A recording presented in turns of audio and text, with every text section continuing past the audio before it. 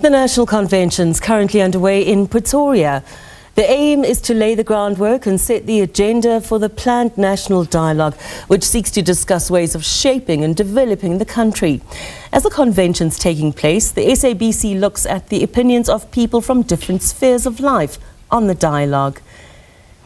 Let's go live now to Mariska, who is going to give us all that information. Good afternoon, Mariska. Good afternoon to you. We're coming to you from one of the leading tertiary institutions on the continent.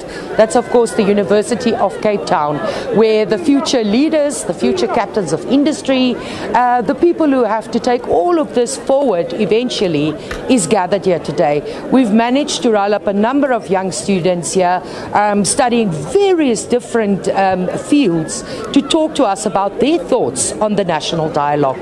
And our first young man here is going to chat to us. Thank you so very much for your time. I know you have classes to run to. If you want to introduce yourself and what do you study? Okay, hi, my name is Kwande Pam. I study economics here at UCT. Well, that's very pertinent. Speaking about the national dialogue, what are your thoughts on the national dialogue? I think you're lucky that you caught someone who's quite politically informed. I keep up with these things, but I think the main issue is that ordinary students here don't really talk about it, don't know about it, and aren't participating in the process. And I think every time we do hear something about it, it's bad news, whether it's the cost, whether it's the foundations pulling out. So I think the main problem is that it seems again like another government initiative and not necessarily something that's fulfilling its purpose, which is speaking to us and helping us shape the direction of the country. You are absolutely 100% correct. So they're drawing up the convention this week in the perimeters of how this will unfold.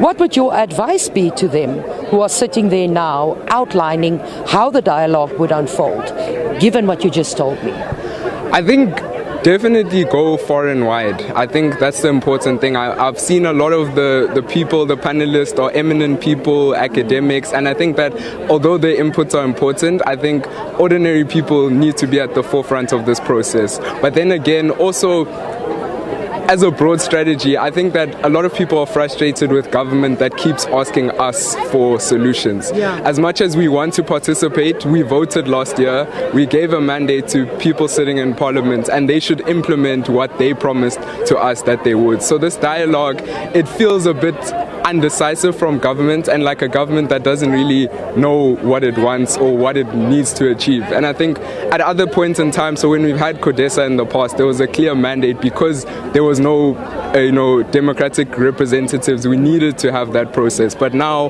in a democracy, you elect people, they should do their job and they should implement the manifestos that we voted them on. Beautiful. Thank you very, very much for your views. We have two young gentlemen here that's going to join us now. Thank you so much. I know you guys have classes. Let's start with yourself, first of all. Your opinion on the national dialogue. I think on paper, I guess it's a good idea. However, if we look at the track record of our government, they often find themselves, not implementing the policies as well. We've seen a lot of corruption and money grabbing over the past few years. So that's my first issue with the national dialogue. Secondly, we're living in a digital era. Social media is very big. Almost everyone and their mom is on social media. So you can just go on TikTok, Instagram, Facebook, Twitter, any social media platform. You can see what's wrong with the nation. So I think the national dialogue it's just a way for the government to grab money. I don't know. Yeah. Valid points there. You're right. Everybody and their mother is on social media. And for you, sir, how do you feel about it?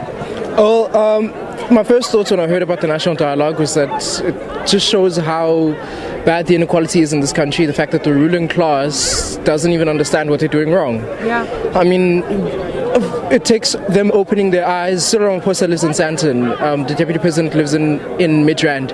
It takes them just going 5 kilometers from their house and you see shacks, you see squalor. Yeah. But also, just a minute speaking to their colleagues. I mean, youth unemployment is at 62%. You don't need a dialogue to talk to know that that's an issue. To speak to stakeholders about that, I don't think it's that difficult to actually try to find solutions. It's quite obvious in the problem. In 30 seconds, what would one of your solutions be? Well, my first thing would be cutting back on on the red tape, essentially, when it comes to starting a business, when it comes to entrepreneurs, because I think entrepreneurship is the easiest way to be able to solve unemployment. And also just not being corrupt, man. Like, so many of our issues would be solved. Yes. So yeah, those are my two biggest solutions, I guess. Thank you very much. Our students are very well informed, as you can hear. We've got two young ladies now who's going to join us. Ladies, we have a minute left. Please tell us your thoughts on the National Dialogue. Shall we start with you? Sure, thank you. I think it's a really important thing that we're having these conversations, because a lot of the time youth aren't involved in making decisions for the future, which we're going to be impacted by these decisions which are being made. And I think it's really important that now we're getting a chance to share our voices and our opinions and what we need for the future. Beautiful. And we literally have 30 seconds and you're the last one. Tell us your thoughts. What would you like to see come out of this? Yeah, I think definitely more growth and opportunities for like every other South African through them sharing their experiences, and also bouncing off of her point about sharing, like empowering the youth specifically, as well as every other South African in terms of them sharing their lived experiences and the government like knowing about that and having a well-informed opinion to make change. Beautiful. Thank you for your time. Appreciate it. Well, as you heard there, our students are very well informed, and I think one of the most interesting points out there is the young man who said everybody's on social media. He feels the dialogue is unnecessary and a waste of money, because if you just go to social media, you can see and hear what people think is wrong in the country. So definitely very informed views here at the University of Cape Town. Our young people in the future looks bright if these are the people that will lead us one day. As you heard there, they know exactly what's going on, what's wrong, and what they want to see happen following this dialogue. Thanks very much. Our SABC reporter, Mariska Botha, and just hearing the voices of the youth.